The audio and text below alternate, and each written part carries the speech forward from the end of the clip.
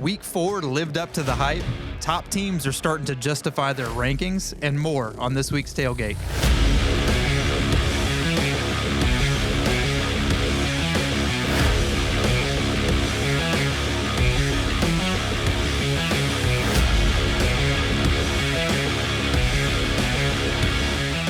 Hey, I'm Luke. Thanks for joining the Tailgate this week. As always, I'm here with Mike and Dennis, or Michael.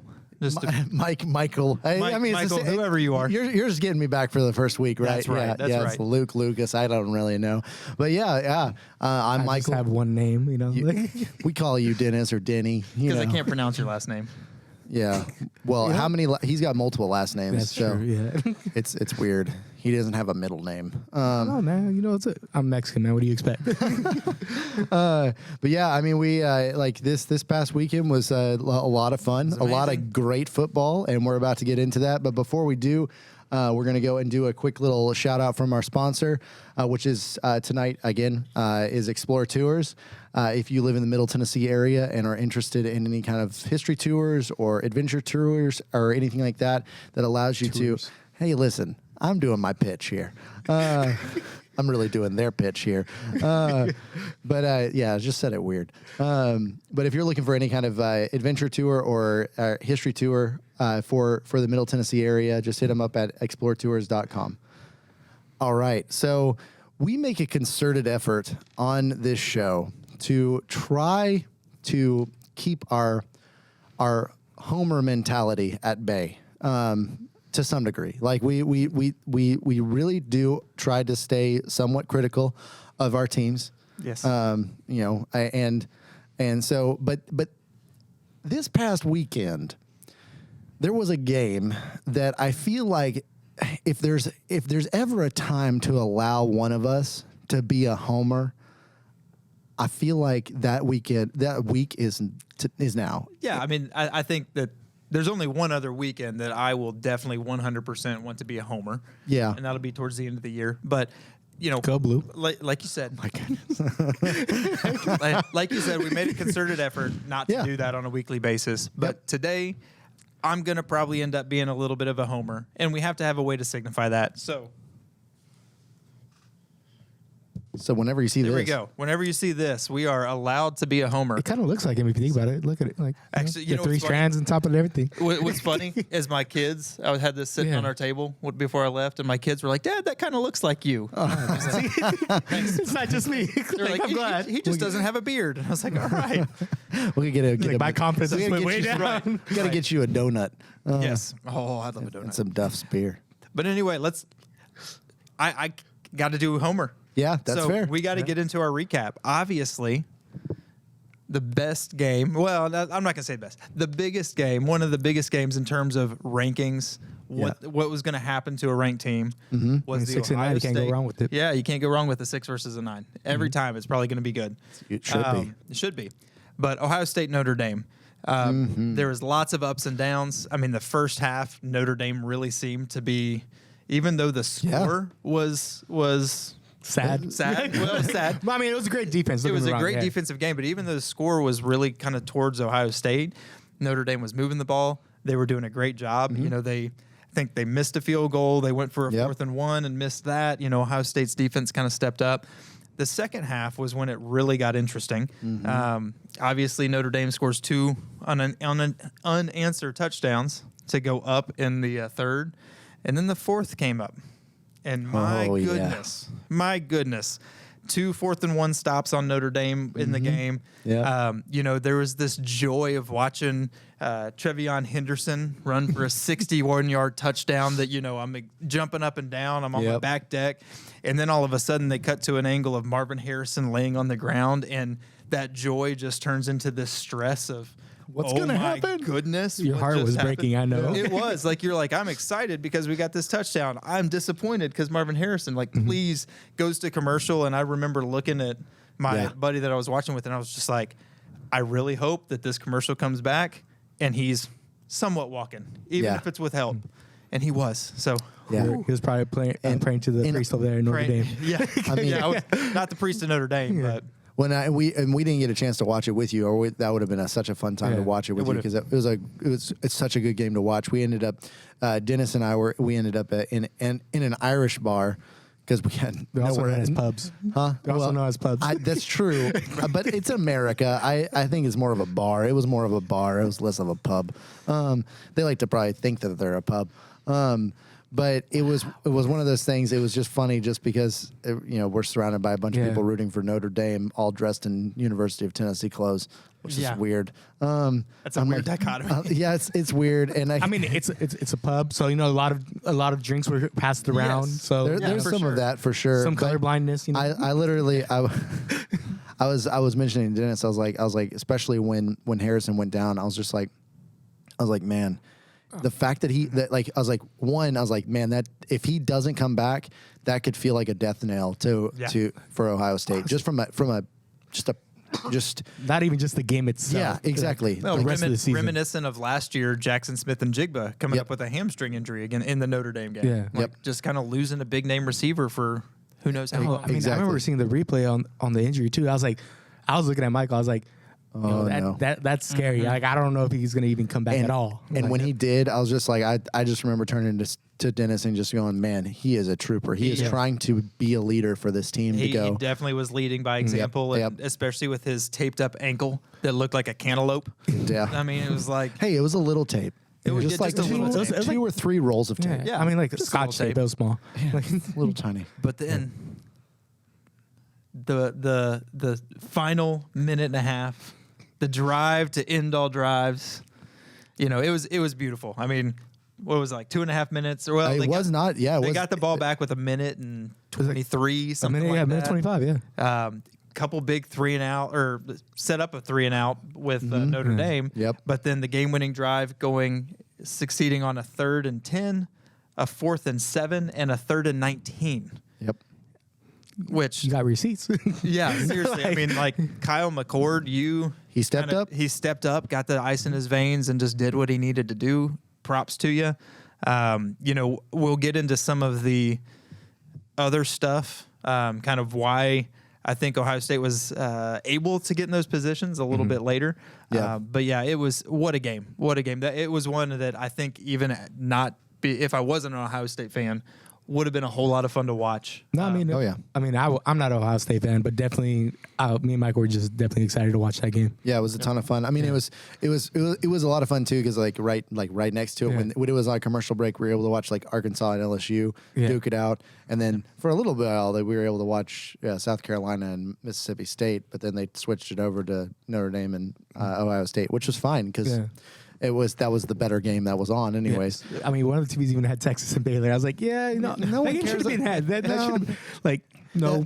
Baylor looked like an FCS team, and Texas made them look like one. So and they can't even. I say they kind of look like Colorado, to be honest. But well, we'll get there in a second. But I mean, like it was an incredibly good game. The thing that I was thinking the entire time, and this is not like a part of our like a humble pie type, but we've been talking smack about Notre Dame all season, and we can still continue to talk smack about them because they lost. But I do have to say I must dial it back because they did prove that they are a competent offense and a competent defense that is incredibly competitive. They kept it. Yep. They stayed up there with one of the top teams in the country right now. Yep. And I think they had 3 like 4th and 1 stops on Ohio State as well. Yeah. So I mean they held up, man. They did what they were supposed to do. And then with like 1 second remaining, they decided to do some kind of weird. I don't even know what that play was. Like I was like, oh, they're gonna go long. Oh no. He threw it 10 yards. Oh, they're gonna toss it back and forth, and he's just gonna then fall down. Oh, okay. Well, it was a great run until then. So who knows? Yeah. So, do you, as the Ohio State fan, I mean, you've got your homer out. Is there anything else you're wanting to cover before we move on? We'll get into that later. Okay. We'll get into that later. Let's get it to where we can get to that later. Yeah, a little bit quicker. So I'm just gonna cover real quick. We have the Florida State and Clemson. That was one of our games for last week. That still turned out to be a really good game. Clemson showed up. Yeah. I mean, it was no one thought it was going to be a walk in the park for Florida State. I still think that Florida State has some growth potential. Yeah. Like that game was way too close, and it really was like Clemson kind of led that game the entire time, which you don't want a team that's unranked, even if you're especially Clemson was at home too, so it wasn't an easy game. No, it wasn't going to be an easy game for Florida State, but you want if you're going to be in the top 5, you need to be able to lead that game the entire time. And if the other team's keeping it close, that's fine. Yeah. But they literally didn't lead until they won. Exactly. Actually, something I learned about the game apparently, like Florida State actually hasn't beat Clemson in 7 years. I mean, they had a 7-game win streak against them. That doesn't surprise me with the way Clemson's been going. No, I mean, it doesn't surprise me. It's just like, there's some teams that actually know how to beat a streak. That's all. Yeah. Yeah. For sure. Mm-hmm. Listen, it's a Florida team. It's a Florida team. They know how to That was a perfect setup. Yeah, it's a perfect setup. What are we going towards? Hold on a second. So I mean, that's fine. Again, I give props to Florida State. We were saying going into this year and this season that they were going to be one of the top teams just because of their returning production and what they've got on both sides of the ball.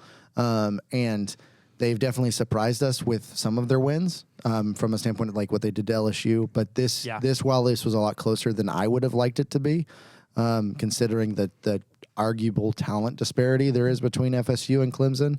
Mm-hmm. I understand why it was as close as it was because it was a home game, but then at the same time, FSU's still figuring themselves out a little bit, and which is fine. They've now got the cushion to do so because they basically run the ACC. Well, and in Florida State and Clemson, I mean, while it's not like a big name rivalry, it's still those two teams are going to come in and it's, to get into those it's still two gladiators going against each other. It's the game where basically, it's the passing of the torch, where Clemson has literally dominated the ACC past 10 years or so. Sure, yeah.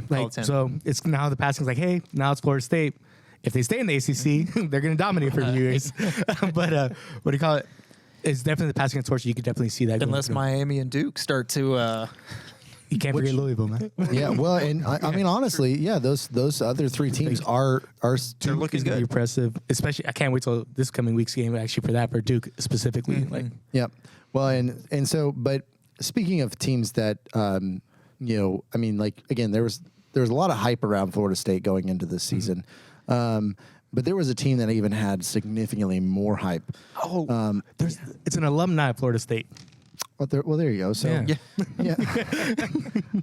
And how did they do this weekend? The Cinderella story never took off, man. It was bad. Cinderella didn't meet her fairy godmother. No, didn't get no slippers, nothing. The carriage still stayed a pumpkin, is what you're saying. She stayed at home with the mice. Yeah, she kept on cleaning the house. It was sad. It was just. Well, tell us more. It's kind of hard to say because the fact that I do respect one thing is where Coach Prime. It's more of I personally feels like more of the media just kind of giving them all this hype because at the end of the day, how do you get dominated 42-6, and kind of credit to him as a coach. He's like, hey, we got our butts kicked. Simple it is. It's just an old-fashioned butt kick. Yep. But the fact that his team, I've seen stories online, around social media where it's hey, we had some players that were actually hospitalized, that were spitting up blood, and I'm like, dude, you guys are supposed to be an actual D1 team. Oregon played a D3 school, D2 school, the week before or 2 weeks ago, and they didn't. You didn't hear stories about them going to a hospital or anything like that. Right. Yeah. So it's just that crazy. Well, and my whole thing with this game is I was really waiting for it to be close, for it to be a 2-score, 10 points, 7 points, something like that, and for the excuses to come out of their two-way player. Travis Hunter. Yeah, Travis Hunter, of it being hey, well, he didn't play. You put Travis Hunter in there, and this is a totally different game. That's kind of what I was thinking might happen. And then as I watched that game, and I just went, yeah, he might have, It might have been a 2-touchdown difference. I mean, not the score difference, but sure, maybe scored. Let's give him a touchdown on both sides of the ball. Yeah. Sure. 20. I mean, yeah. But the thing is, none of us went into this past weekend going, you know what, Colorado's going to provide an upset to Oregon. Right. Yeah. None of us thought that. Oregon has too elite of an offense, and like I should say, even if people don't want to make the argument that Oregon's offense isn't elite, like they're not as elite as Washington's. I feel or like it's a something hard like that. argument just because like you have Bo Nix and Irving. Yeah. Just two dominant players on their own, let alone combine them together. Well, and so, but like, let's say that they're not. Let's say you can make their, but at least they're an offense that understands their identity, right? And so, even if they're not considered, even if you don't want to consider them elite, which I would say that they are, they understand their identity as a team, not just on the offensive side of the ball, but on the defense. The defense actually, like that's the other part of this, like. It wasn't just the fact that they put 42 points on Colorado's defense, but they held Colorado's arguably decent offense to 6 points. Like Colorado's offensive line though was just non-existent. Like that's what it came down to.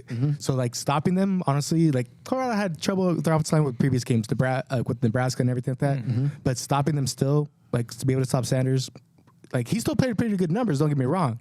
His numbers are actually not that bad for what he was able to do by himself. Just the offense around him, players around him, just weren't able to pull off anything. Exactly. So, but I know you do have something to say about that, though. I know you. I see you just ready to pop. No. Here's the thing. Like going into this game, like in any other week, right? Any other week, this would have been the perfect implosion, right? Yeah. So I mean, you have a team that's got all the hype, and they've got everything kind of going for them, really, and they lose the way that they did, 42-6. However, it got topped. Or bottomed. I don't know. Like, how and when it comes to an implosion, is it like, are you topping them? Or are you body? That's interesting. I don't know. I don't know. I've never thought about that kind of phrasing before, and like for an implosion, it's a little awkward. So let's move on. Yeah. Anyway, but the implosion of this week has got to go to Minnesota. Oh yeah. So when you go into Minnesota played Northwestern. When you go into the fourth quarter, and with 13 minutes in the fourth quarter to go, you're up 31-10.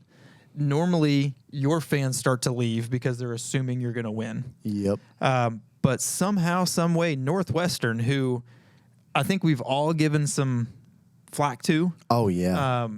At some point this year, just with the things that went on in the offseason, and they're having an interim coach and all this kind of stuff, they came back. And with crazy rally, with 2:05 left, Northwestern's quarterback Ben Bryant, who I saw something that he was playing on a bad ankle, like got hurt sometime, but he's playing on a bad ankle. He led a drive that went the length of the field, ending with an 11-yard touchdown pass with 2 seconds to go. So very reminiscent of the Ohio State game where they scored a winning touchdown with 1 second to go. But anyway, that led to overtime. Minnesota ended up kicking a field goal, and they were at one point second and goal from the 3-yard line, and ended up kicking a field goal. And then on the first play from scrimmage in overtime, Northwestern has a 25-yard touchdown. And wins this game. That's the hubris of Minnesota. They're like, our defense will hold them. Right. So, it's not that big of a deal. We'll kick a field goal. We'll be good, Who cares? But then it's just like I'll give it to Northwestern. They rallied like they're supposed to. They didn't give up on themselves. They didn't give up on all the coaches didn't give up on the team. Right. And they played called and played to win. Yep. And even though it looked like it was even when they were in the darkest moment of the game. I mean, it's Northwestern. I mean, you got to give Northwestern a lot of credit this year. They're going through a lot. Those kids, obviously, especially you think about like the seniors on this team who have been on this team for 4 years and now are having to deal with everything they are. They're really playing. It would be really easy to just kind of take your ball and go home and be like, I'm done. They're not. They're coming every week. They're playing hard. They're doing what they need to try to get a win. So good for them, Minnesota. And this game proved it. Yeah, exactly. Well, exactly. So, but this past week, we had more than just implosions. There's a couple big highlights for this week. And Dennis, I think you got a couple for us. I'm not gonna lie, man. Like this probably could be an implosion, man. Just because the impact of this hit. This was actually pretty close to that, and there's no way to really describe it. Like you always see this in movies and everything like that. But I could tell you one thing: even with this player, with Caleb Williams' NIL deals, I don't think Wendy's is going to help him out. They're not going to give him any nuggets for this. Like, you're playing Arizona State, and the center, I don't know what happened, not paying attention, whatever may happen. But he hiked the ball and just hit him just directly in the kanikis, man, whatever you want to call him. Like, the dude lost his nuggets. I don't know if Wendy's going to get maybe the 4-for-4 deal. I don't know if they took that away, the big bag. I don't know. Essentially, Caleb Williams really realized something that I learned when I was 11 and playing football. It's incredibly important to wear a cup. And you didn't even play quarterback then. I didn't even play quarterback. Yeah. I actually mostly just sat on the sidelines. Yeah, you protect the person with the ball. That's right. That's right. You know, Caleb was not a lineman. He's not used to protecting people with the ball. And so or protecting balls in general. Yeah, so I it guess goes so. to show. It was just a directly onslaught, right? Directly onto it. It was a laser beam, man. Usually he's the one that throws the laser beam, but no, it was directed towards him. He couldn't catch it. Yeah, so he didn't even know it was coming. Yeah, that's rough. But speaking of someone that did know a ball was coming towards him, and honestly, this was, I feel like, just as beautiful. Like, this person in the opposite way, yes. In the opposite way.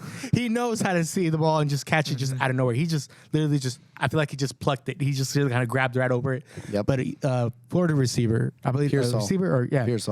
Pearsall. Yep. He just makes, I feel like, one of the best catches that I've seen in a while. Yeah. If not the best catch of the week, honestly, it could be contender for the entire year. That's a year contender. Yeah. Oh, It's for just, sure. Just a beautiful catch. Just able to, like, I feel like it was right down this middle of the field, just kind of just plugged it. He just plugged it right out of the air. I wish I can catch like that, Well, man. I'm not going to lie to you. There's no way. The crazy thing to me is the more that I watch it, like, it's like, you know, when you watch something like 10 times and you see something different every single time. Yep. Like, I don't know how tall he is, but I don't think he's much taller than 6 foot.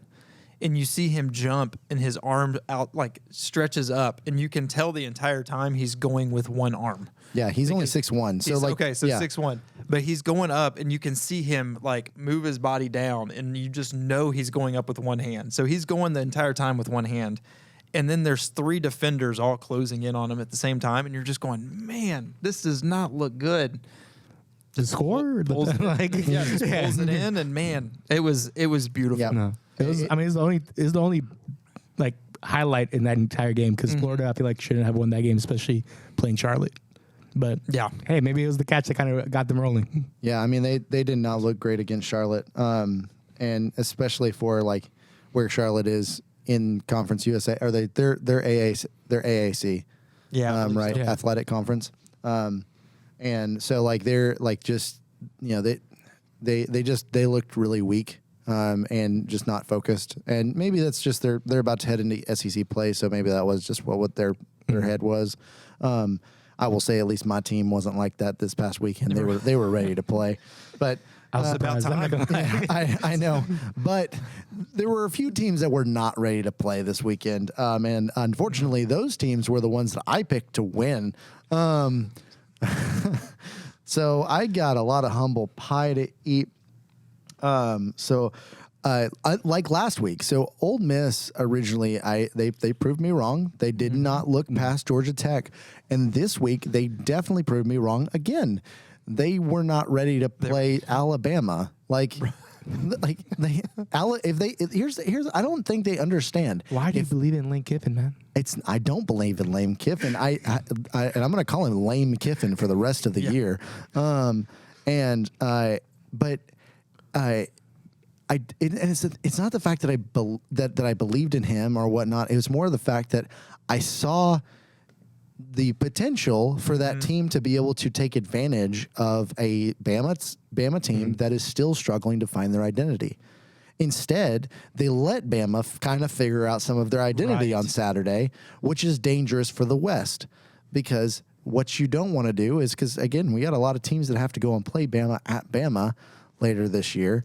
And, you know, and Ole Miss kind of let, you know, Nick Saban, you know, figure some things out on the field that he couldn't figure out in practice. Yeah, Bama's that giant that you don't want to wake up. No. And yeah.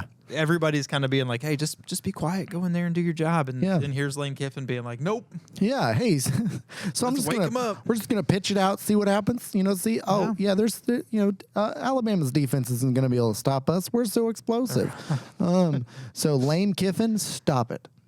Just stop it. That was a great impression of him. And Oh, thanks. I appreciate it. Yeah. No, now all you gotta do is just walk away. Just no one to be able to tell. Yeah, I'll just walk away. I'll tell people I'm going to go one place and then go somewhere else completely different. Make sure to observe was before you do it. was Ole Miss the only one? No, so okay, so there was this other one. It's it starts with a T. Hey, huh? There was not a T. That's not What are you okay. talking No, about? nothing. No. It has a T in it. But last week I was saying that I thought that UCLA could potentially be a dark horse for the Pac-12. And when I said that, I was immediately downplaying the potential powerhouse that is Utah. And every week, I think that Utah is not going to do well. They do well. It's kind of annoying.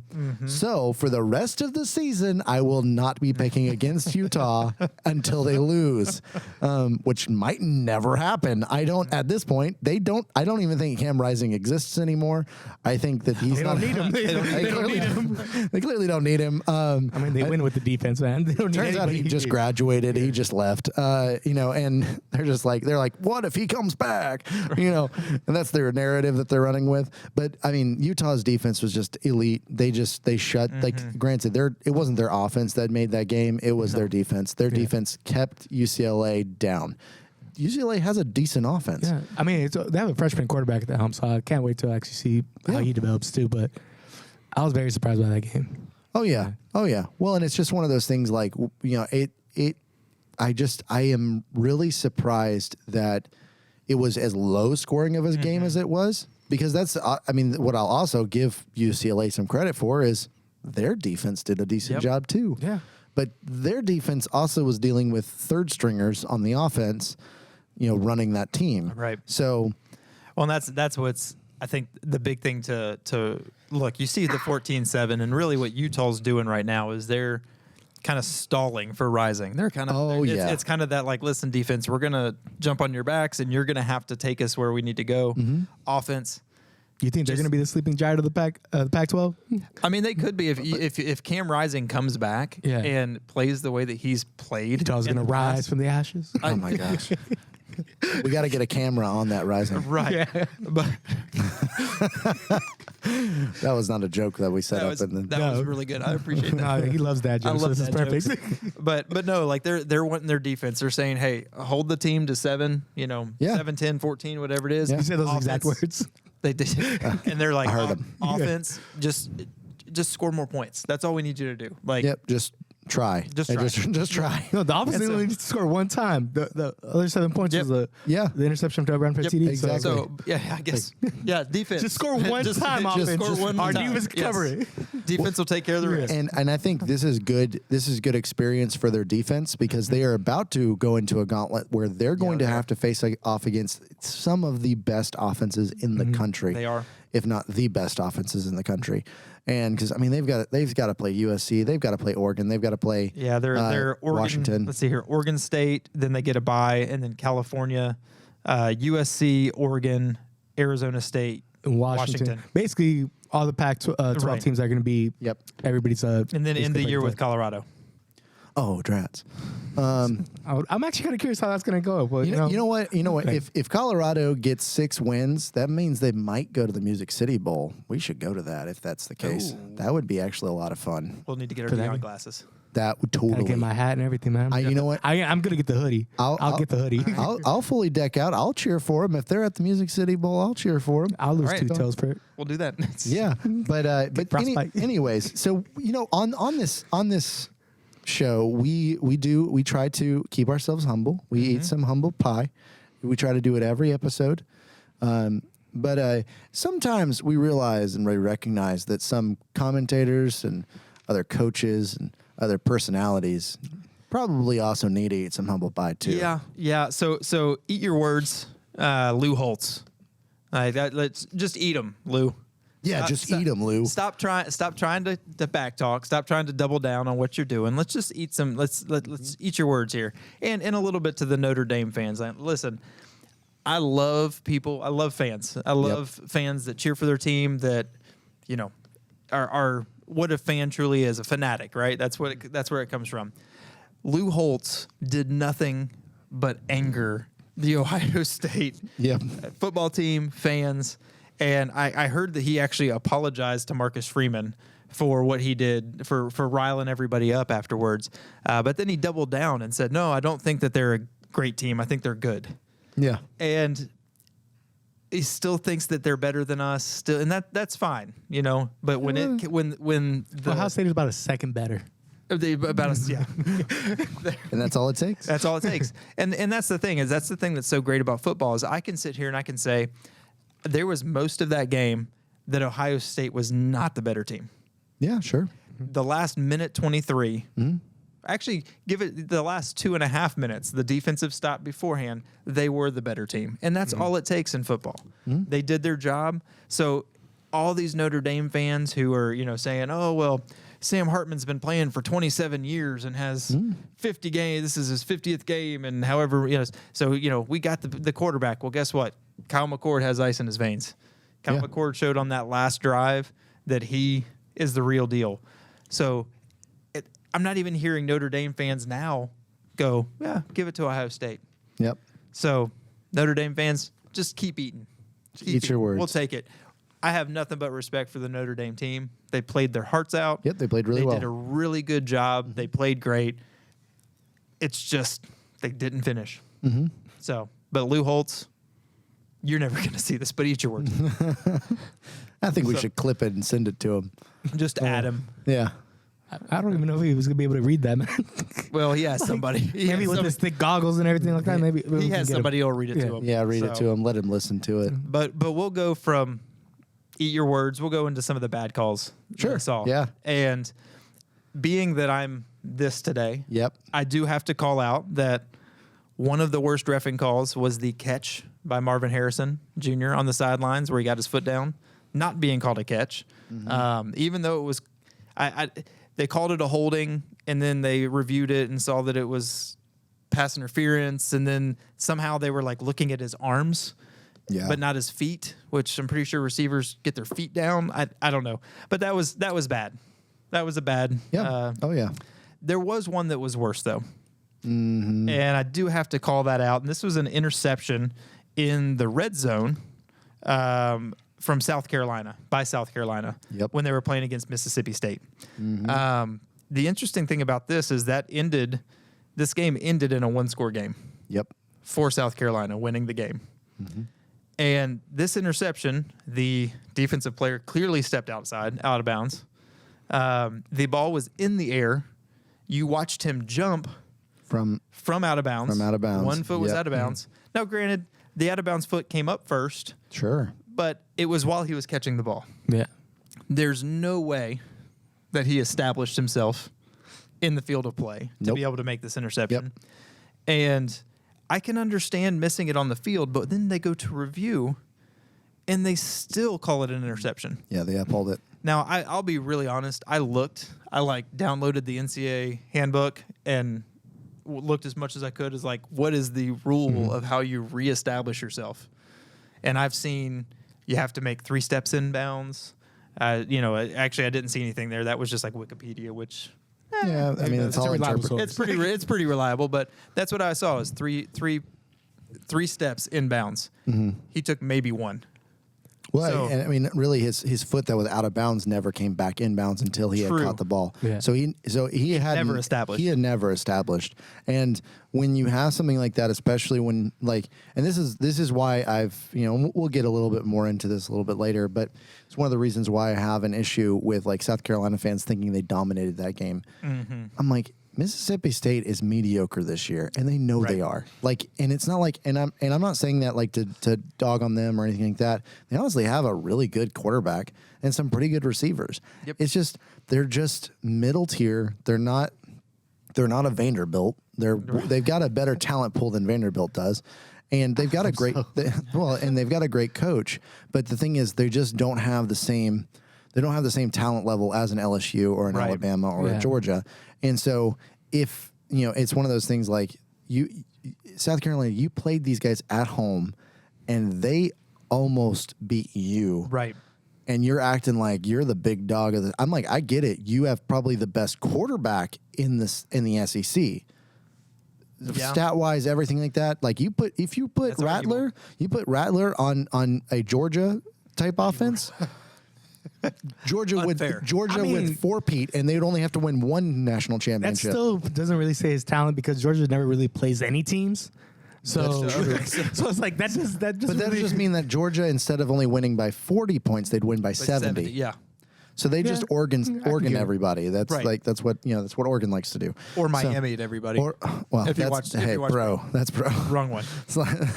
wrong Miami. Wrong Miami. sorry Miami, University of Miami fans. Right. We know you're doing great this year, but you're not that good yet. I mentally broke into NFL segment. Yeah, so. I mean, I get it. They play at the same stadium, so I understand why. Like, but it's just I just am tired of like South Carolina fans just thinking they're just all that when they've got like two good players on their offense. And well, one of them is a phenomenal player that'll easily go first round. And then their receiver looks great. He looks good.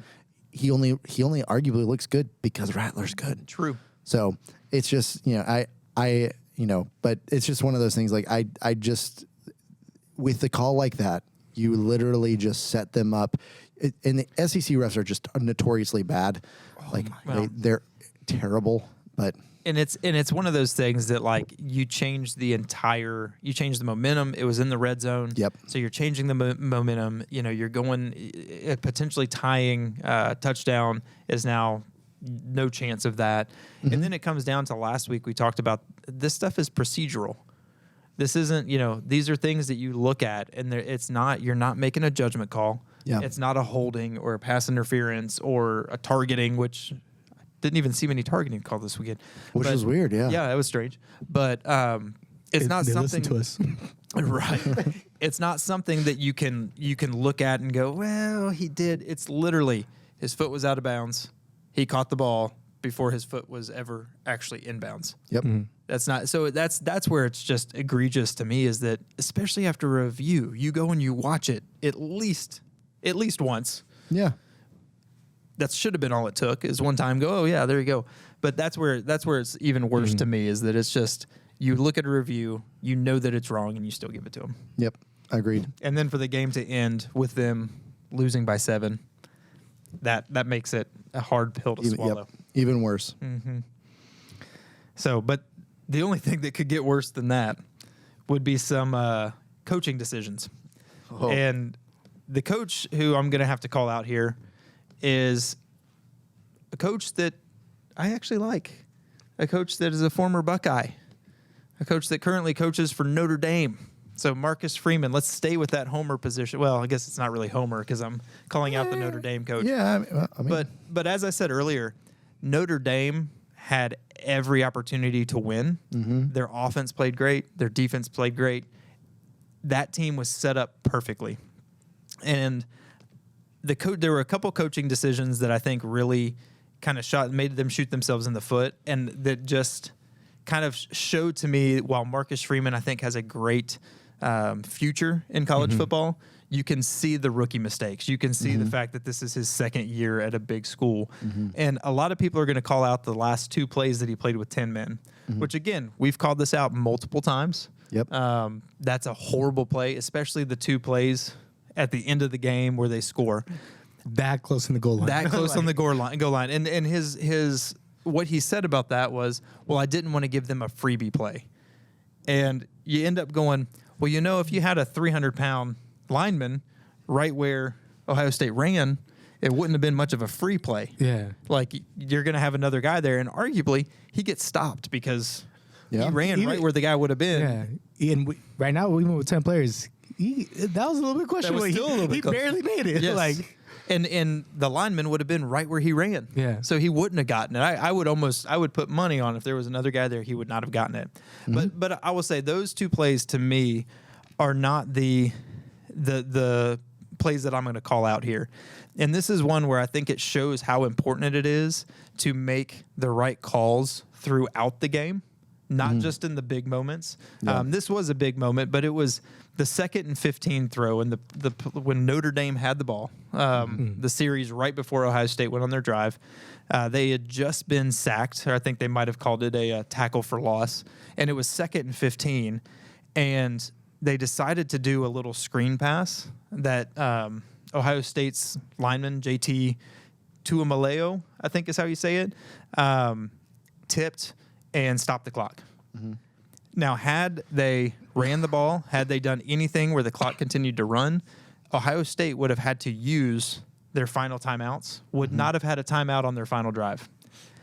That timeout was what they used to negate the intentional grounding, the 10-second runoff by the intentional grounding. Yeah. So you look at that and you go, Marcus, just run the ball. Had you run the ball, you ran that clock out, you punt, they have no timeouts. Mm-hmm. And the clock's down at like 50-something seconds.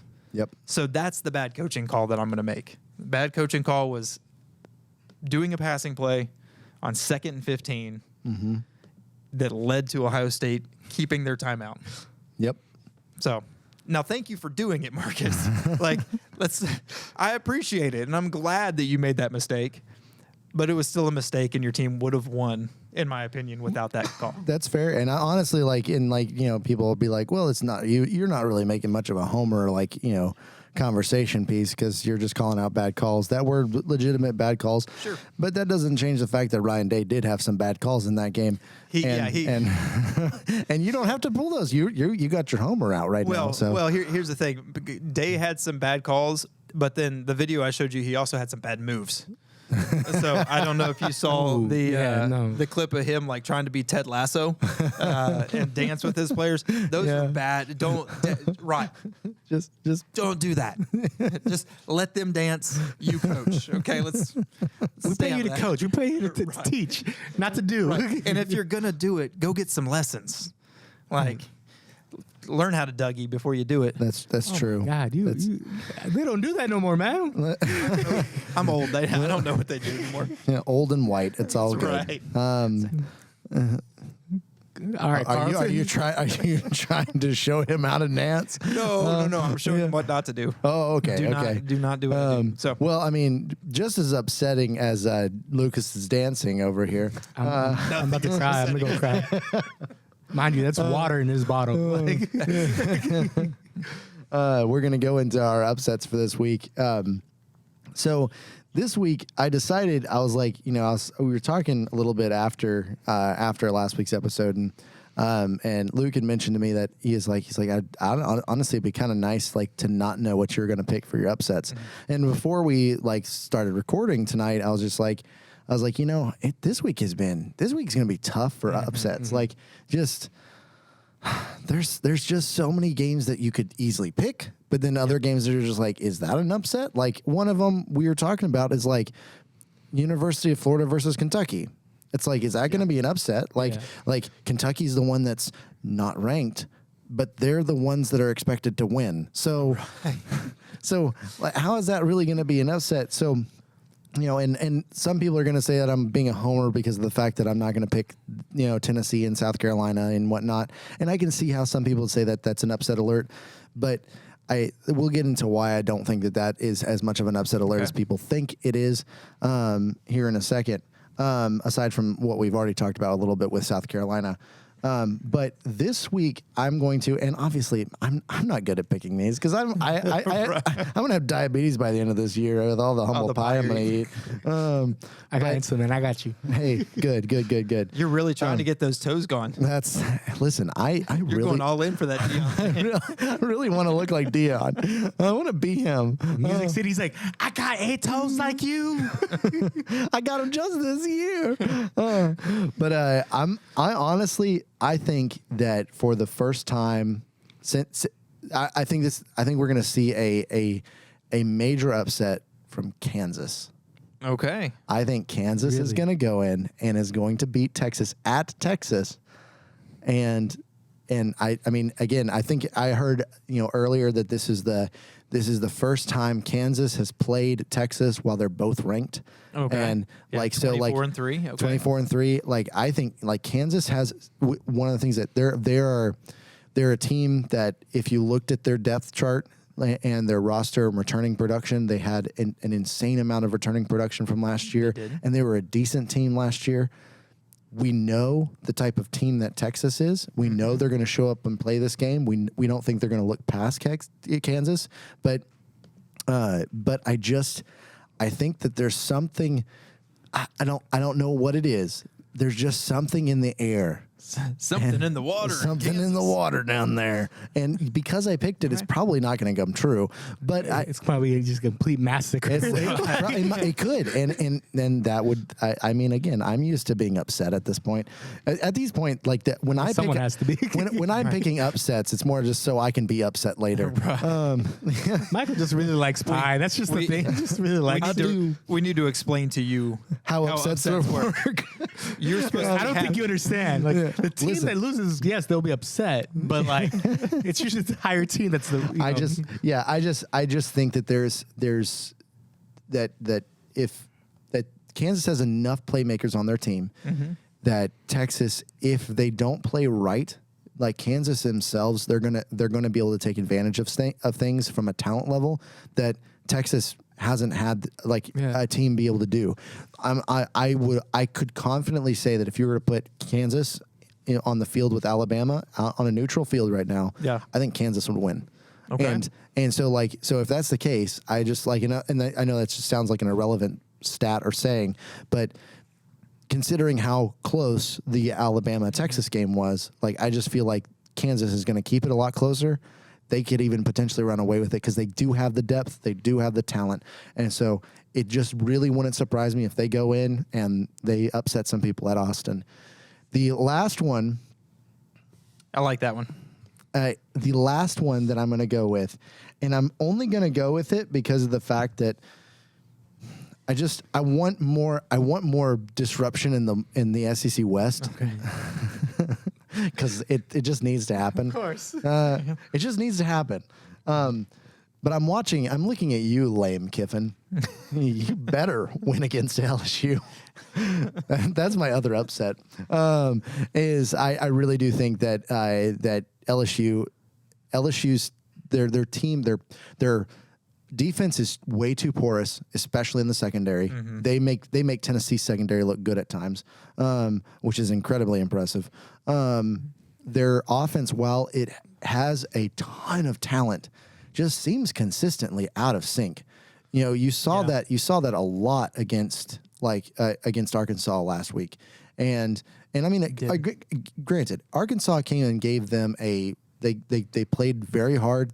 And because Arkansas mismanaged some of their timeouts and stuff like that, Arkansas kind of gave that game away a little bit towards the end. But LSU, it doesn't matter how good the coaching staff is. If the team is just acting like they're going to come in and they're just going to dominate the game, I could easily see another FSU type upset. And it really wouldn't surprise me if Ole Miss goes in, because Ole Miss is. I'm hoping that Lame Kiffin is getting his old Lamey is getting his team all riled up from and not they're going to wake up from being complacent, because they were clearly complacent in the second half of that Alabama game. So I'm putting some confidence in stock. I'm in this pick. I'm not as confident in it as I am in the Kansas one, but I do think that Ole Miss has the firepower to do what they need to, and they have a better defense than LSU does. So it goes back to there's just enough talent on Ole Miss's side, on the offense and defensive side, where they could out scrimmage LSU. Yeah, it's just. It'd be great if Lame finally does something right. Yeah, come on, man. You already ruined it for us. He's not known for doing things right, man. So especially to Tennessee fans, and especially with ranked opponents, I feel like he is terrible with ranked opponents. Against ranked opponents, he is terrible with them. So he definitely goes in the games he's supposed to win. He dominates, but for whatever reason, it's he's way too confident when he goes in against ranked opponents and doesn't. You mean he sucks versus good teams? Yeah. Oh my God. Crazy how that works. Yeah. Maybe he's not as good of a coach as everybody thinks he is. Well, I mean, that's why I'm calling him Lame Kiffin. Yeah, listen, I'll give him credit from the standpoint of he's a very good offensive coach. He's a great offensive mind, but there's two sides of the ball. But there's two sides of the ball, and he's not three technically. Well, yeah, you got special teams too, but he's not really doing a lot of the play calling. To my understanding, is their offensive coordinator. It's not like Tennessee's Heupel situation where Halsey is actually making play calls. He's You not. mean he knows those 3 plays? Hey. Bubble screen, running back draw, or QB draw. Listen, I understand you're really upset about all of that, and you're. I'm just saying, at this point, I could bet on it, and I'll have a much better chance of winning that bet instead of like one of the easier games this week. Well, I mean that's fair, but we're not betting on what plays coaches are going to run.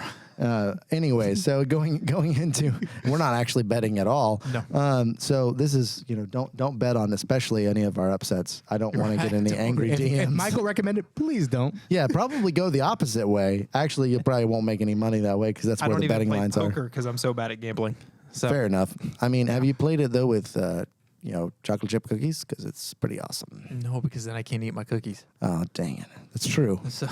Maybe you could do it with some humble pie. Like, I'll give you some of my slices of humble pie. Michael's has a few backup back. I've got a few backup pies, not just slices, backup pies.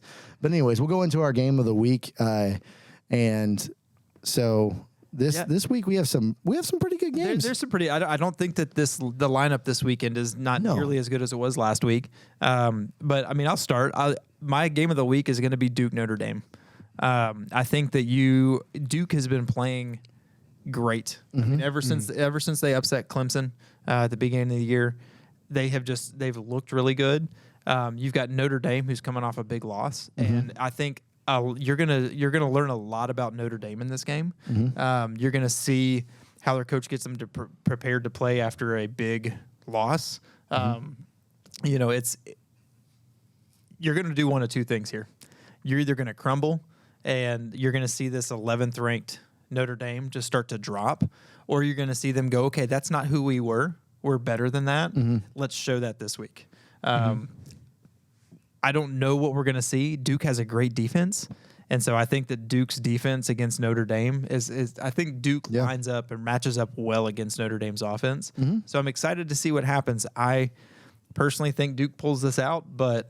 Yeah, I mean, honestly, I contemplating putting them as an upset alert but it's like it's weird. It's 17-11. Really it's 17-11. It's they're really close together, and the talent disparity really, but it really doesn't feel like much of a talent disparity. No, it does not. And so I agree with you. I think Duke really could win this one. Yep.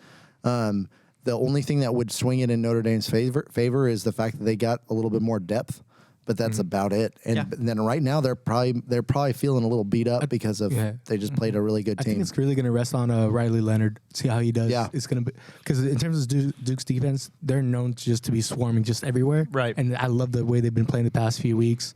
So yeah, well, and I would love for Duke to win. Honestly. And Leonard, your mom calls you and tells you suck before every game. But I just wanted to remind horrible. you. And Riley, this is a reminder to do your homework before the game. Yeah. So don't ask coaches or teachers for extensions. Just go ahead and get it done beforehand. Yeah. He sucks though. But he sucks. You suck. I just want you to understand that. Just you need to remember that so that you play your best.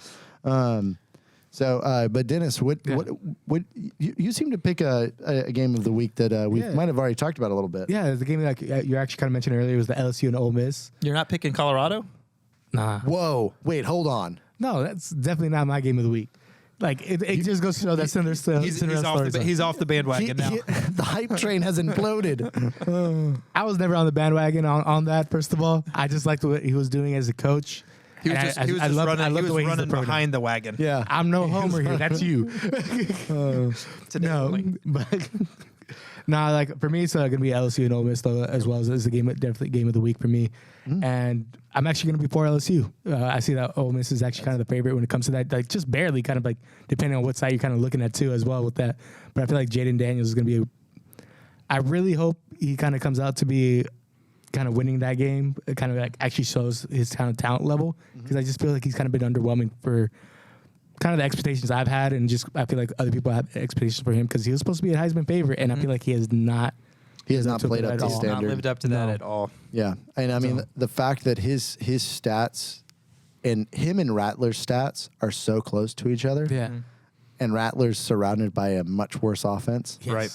Like, I mean, you plop Rattler on any offensive team that's not named South Carolina, he's probably balling out significantly harder Yep. everywhere else. But yeah, I can see where you're coming from. Like, again, it's that game is definitely such a toss up. I'm just it's a coin flip. I mean, it's the talent is just, they're both neck and neck with each other. Shows like who's going to show up. Yep. Lane Kiffin or like Jaden Daniels. I mean, to compare it to a recent game, it's like Ohio State Notre Dame. Who's going to make the play at the right time?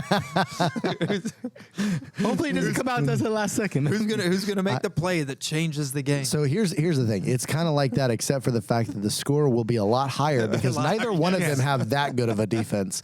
I will say Notre Dame. Not as many people will be watching. No.